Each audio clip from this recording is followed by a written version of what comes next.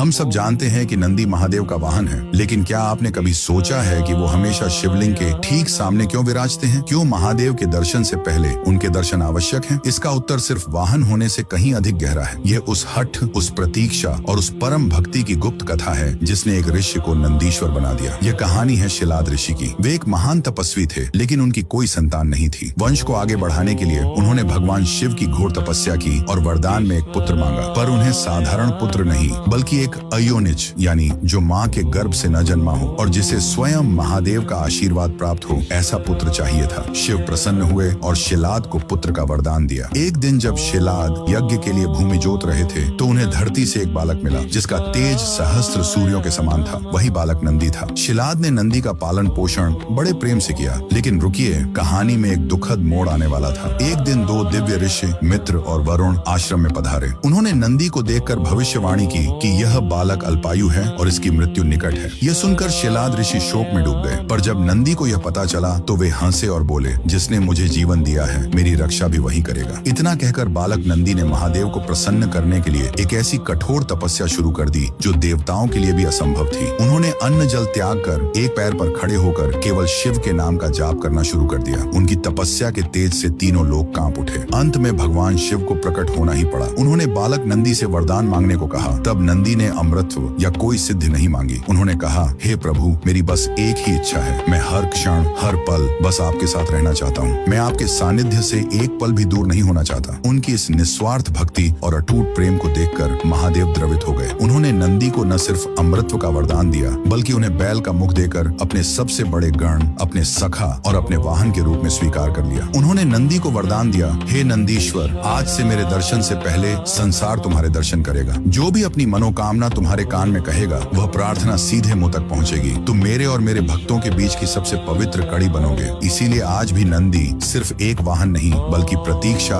धैर्य और निस्वार्थ भक्ति के प्रतीक हैं, जो हमें सिखाते हैं कि ईश्वर तक पहुंचने का मार्ग केवल समर्पण से ही मिलता है। महादेव के इस परम भक्त के लिए कमेंट्स में ओम नंदीश्वराय नमः अवश्य लिखें।